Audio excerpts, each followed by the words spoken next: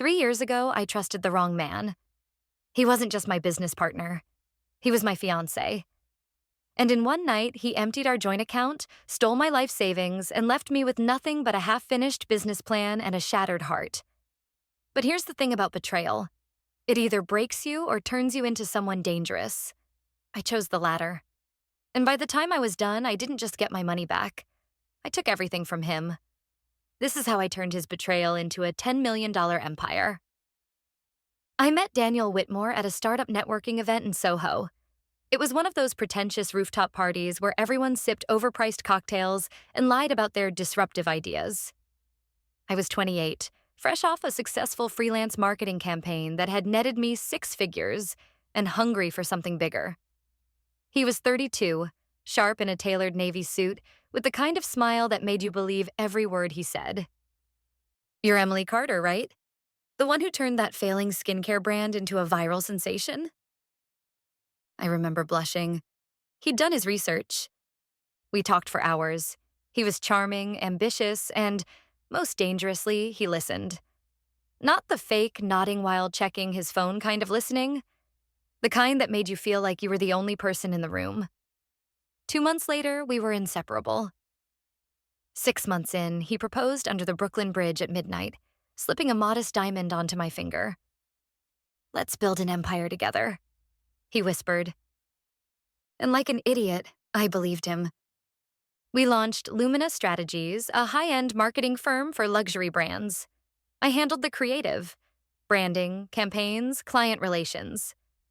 Daniel managed the finances, investments, and legal side. It made sense. He had the MBA, the connections, the silver tongue that could charm investors into writing checks. I poured $250,000 of my savings into the company, every penny I'd scraped together from years of hustling. It was supposed to be our golden ticket. We rented a sleek office in Midtown, hired a small team, and within months we landed our first big client, a Swiss watchmaker looking to break into the US market. Life was perfect, until it wasn't. It was a Tuesday. I remember because I had just closed a $100,000 deal with a champagne brand and was floating on adrenaline. I walked into our office, humming, ready to celebrate. Daniel wasn't there. His desk was cleared out. No note, no email, nothing. Just an empty chair and a cold cup of coffee. My stomach dropped. I called him, straight to voicemail, texted, left on read. Panicked, I logged into our business account. $0. The number glared at me like a slap. Our account, which had held nearly $300,000 between revenue and my remaining savings, was empty. I called the bank, hands shaking. "I'm sorry, Ms. Carter," the rep said gently. "The funds were transferred yesterday under both signatories. The account is closed." Both signatories, meaning Daniel had done this. I collapsed into my chair, numb. Then, like a delayed explosion, the rage hit. I tore through his desk drawers, our apartment, anything that might tell me where he'd gone. Then I found it, tucked under my pillow like some sick goodbye. "Emily, I'm sorry. I had no choice. You'll understand one day." No choice? No choice? I screamed until my throat burned. Threw a lamp against the wall, sobbed on the floor like some pathetic cliche. But then, as the tears dried, something else took over. Cold, calculating fury. The next few weeks were a blur of humiliation and despair. Our clients dropped us. No one trusts a firm that just imploded. My team quit. No paycheck, no loyalty. The landlord evicted us. No money, no office. I crashed on my best friend's couch, drowning in cheap wine and self-loathing. "You'll bounce back," she said. But I didn't want a bounce back. I wanted to burn everything Daniel loved to the ground. One night, drunk and furious, I Googled him obsessively. Something I'd been doing for weeks. Then I saw it. A tagged photo on Instagram. Daniel at a yacht party in Miami. Arm around a blonde woman. Caption: "Celebrating the launch of Whitmore Capital." My blood turned to ice. He'd stolen my money to start his own fucking company. That's when I made my decision. I wasn't just going to get revenge. I was going to take everything from him. I spent the first 48 hours after finding that Instagram photo in a frenzy. My best friend Leah found me at 3 a.m. surrounded by printed bank statements, highlighted contracts, and a half-empty bottle of tequila. "Emily, you need to sleep," she said, prying a highlighter from my grip. "I need to ruin him," I hissed. Sleep wasn't an option, not when Daniel was out there living my dream with my money. I started with what I knew. His new company, Whitmore Capital, a boutique investment firm, according to its sleek, bullshit-filled website. The woman, blonde, early 30s, diamond ring on her left hand. A quick reverse image search gave me her name, Claire Mercer. And then the first crack in his perfect new life appeared. Leah knew a guy. Ex-cop. Discreet. Expensive. I didn't care. I paid him $5,000 up front. 3 days later, he slid a manila envelope across my kitchen table. "Your ex-fiancé is a real piece of work," he said. Inside, the bank records showing Daniel had funneled my $250,000 into Whitmore Capital's LLC 2 weeks before he disappeared. Flight logs proving he'd flown to Miami 5 times in the past year, always while I was swamped with client work. Claire Mercer's LinkedIn, VP of Operations at Whitmore Capital, and, oh, fuck me, her engagement post from 8 months ago. "Daniel Whitmore, you've stolen my heart forever." The date? 2 days after our anniversary. I vomited in the sink. The PI handed me one last thing. A list. Ran his name through some databases. Found something interesting. 4 women. All entrepreneurs. All dated Daniel between 2015 and 2020. All invested in businesses with him. And all lost everything. Sophia Reyes, a fashion designer in LA. He vanished with $80,000 after our brand launch. Nina Patel, a tech founder in Austin. He liquidated our startup account. I had to file bankruptcy. 2 others, both too ashamed to speak on record. This was his game. Find ambitious women, play the doting partner, then gut them financially. Claire Mercer was just his latest mark. I drove to Daniel's new office, a glass-walled penthouse in the financial district. Sat across the street in a cafe, watching him through binoculars like some deranged stalker. He looked happy. Laughing with Claire, kissing her forehead, flipping through what looked like investor reports. Then it hit me. He'd never loved me. I was a transaction. A stepping stone. And that turned my grief into something far more dangerous. That night, I scribbled a revenge blueprint in my notebook. Infiltrate Whitmore Capital, fake identity, insider contact, learn its weaknesses, debts, shady investors, sink it from the inside. Take what's left for myself. But first, I needed leverage. Claire Mercer had no idea who I was. I created a fake Instagram at MiaBradford_VC, a venture capitalist from Boston. Followed her, liked her posts. Commented, "Love what you're building. Coffee next time I'm in NYC?" She bit. 2 weeks later, I sat across from her at a Soho cafe, wearing a brunette wig and glasses, listening to her gush about how brilliant Daniel is. "He's just so visionary," she sighed. I sipped my latte, smiling. "Tell me more." By the end of lunch, I knew. Whitmore Capital was bleeding cash. Their biggest investor was pulling out. Daniel had lied to Claire about his past. He said his ex-partner embezzled from him. I left her with a business card and a promise. Let's talk funding. Then I went home and screamed into a pillow. The PI called the next morning. "You'll want to see this." Attached, Daniel's secret offshore account, $1.2 million, stashed in the Caymans under a shell company. My money. Sophia's money.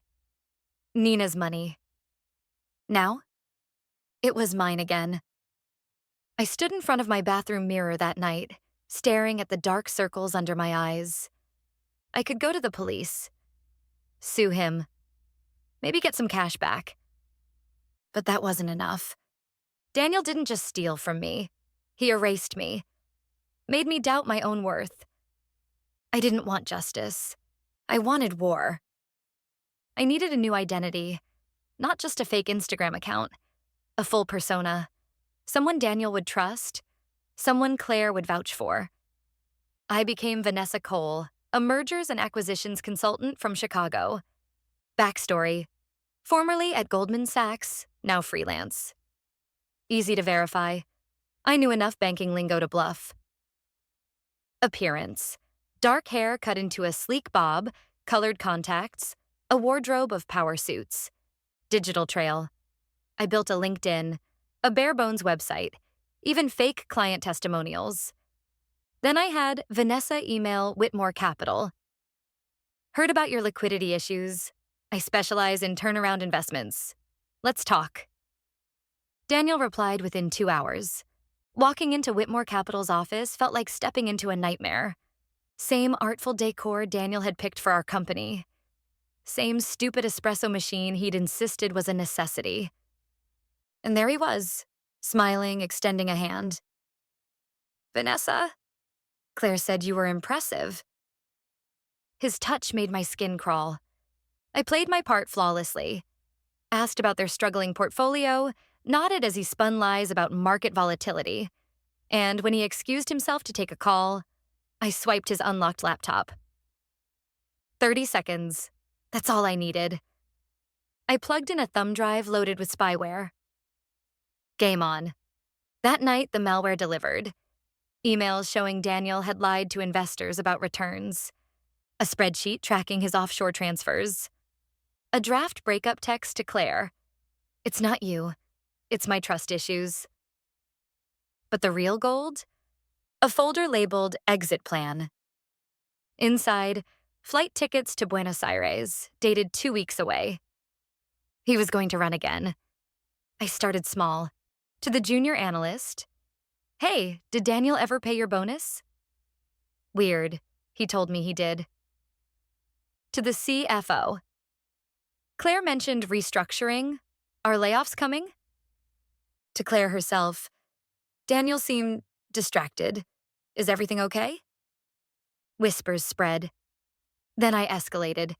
At a team happy hour, I accidentally let slip. "I heard he's got money in the Caymans. Must be nice, right?" The CFO's face went pale. Their biggest backer, Richard Keaton, was losing patience. Daniel begged me to help prep for the call. "Just convince him we're stable," he pleaded. I smiled. "Of course." Then, during the Zoom, I accidentally shared the wrong screen, a spreadsheet showing the offshore transfers. Keaton's voice turned icy. "What the hell is this?" Daniel stammered. Claire gasped. "And I?" I mouthed, "I'm so sorry," to Daniel while quietly emailing Keaton. "There's more. Meet me tomorrow." It took 9 days for Whitmore Capital to implode. Keaton pulled his $2 million investment. 2 VPs quit. Claire confronted Daniel, then left in tears. By day 10, the office was a ghost town. That's when I made my move. I called Daniel from my real number. He answered on the first ring, voice ragged. "Emily? I hear your company's for sale," I said. "I'll give you $50,000 for it." Silence. Then a broken laugh. "You did this." "No, Daniel," I whispered. "You did." Daniel's voice cracked through the phone. "You can't be serious." I twirled a pen between my fingers, staring at Whitmore Capital's empty office from across the street.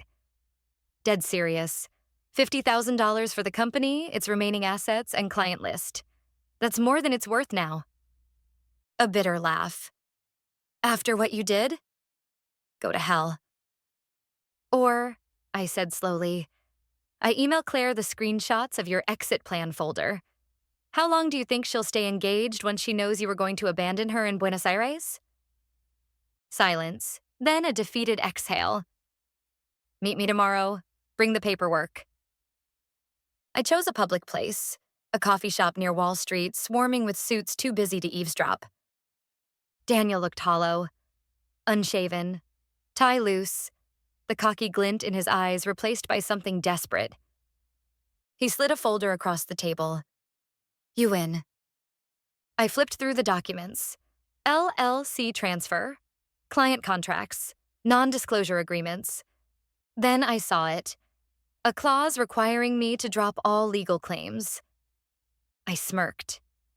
Nice try. I crossed it out, initialed the change, and pushed it back. Sign it or I call the SEC about your offshore accounts. His hand shook as he scribbled his name. The next morning, I walked into Whitmore Capital as its new owner. The few remaining employees gawked. Vanessa? The CFO stammered. I tossed my wig onto the reception desk. It's Emily, and we're rebranding. I fired everyone loyal to Daniel, which was just his frat bro college friend who handled PR. The rest? I made them an offer. Stay, and I'll give you equity. Leave, and I'll write you a glowing recommendation. The CFO, a sharp-eyed woman named Priya, was the first to extend her hand. I've wanted to stab Daniel with a letter opener for 2 years. Welcome aboard. I renamed the company Carter & Company. No more Whitmore, no trace of him. Then I got to work. Called Keaton. Invest with me and I'll triple your returns in 18 months. He wrote a check that afternoon. Poached Claire. Turns out she was a brilliant operations manager. Once freed from Daniel's lies, sued Daniel's offshore accounts. A friendly judge froze them pending fraud investigations. Within 6 months, we were profitable. Within a year, we'd tripled in size. And Daniel? I heard through the grapevine. He fled to Miami, couch surfing with a shady crypto buddy. Claire sold the engagement ring and donated the cash to Sophia Reyes's new fashion line. The IRS started auditing him. But the sweetest moment? When Forbes ran a feature on me. From betrayal to billions, how Emily Carter built an empire on her own terms. A copy mysteriously appeared on Daniel's doorstep, with a sticky note, "Thanks for the startup capital. E." 3 years later, I stood on the balcony of my Tribeca penthouse, watching the sunrise over a $10 million empire. The city glittered beneath me, my revenge complete, my bank account overflowing. And yet, I thought it would feel better. The first few months had been electric. Watching Daniel's reputation crumble, signing checks with more zeros than I'd ever dreamed of, being called a self-made powerhouse in the Wall Street Journal. But now there were moments, like tonight, when the quiet crept in and all I could hear was the echo of that last phone call with my mother before she passed. Baby, don't let bitterness be your legacy. I tossed back my whiskey, the burn a welcome distraction. The intercom buzzed at 2 a.m. Miss Carter, there's a Mr. Whitmore in the lobby. He says it's urgent. My fingers froze around the glass. Security footage showed a gaunt figure in a wrinkled suit, swaying slightly. Drunk, desperate, I should have sent him away. Instead, I said, let him up. Daniel smelled like cheap gin and regret. You ruined me, he slurred, collapsing into my sofa. I didn't offer him a drink. You did that yourself. He laughed, a wet, broken sound. I lost everything. My apartment, my investors. Claire's pregnant, did you know that? With some hedge fund guy's kid? A pang hit me. Not for him, but for the version of me that once loved him. The girl who'd picked out baby names in secret. Why are you here, Daniel? He looked up, bloodshot eyes gleaming. I need money. Of course he did. I reached for my checkbook, then stopped. No. His face twisted. After all you took from me? I took nothing, I snapped. You gave it away when you stole from me. When you stole from Sophia, Nina, God knows how many others. I walked to the door, held it open. Get out. He left something behind, a crumpled envelope. Inside, a photo of us at Coney Island, young and stupid and happy. A deed to his childhood home in Ohio. Foreclosed, now mine via his debt settlement. A note. I thought I was the smartest person in the room. Turns out the joke's on me. Enjoy the house. My dad built it with his hands. Maybe you'll treat it better than I did. I burned the photo. Donated the house to a women's shelter. Kept the note as a reminder. I tracked down Sophia and Nina.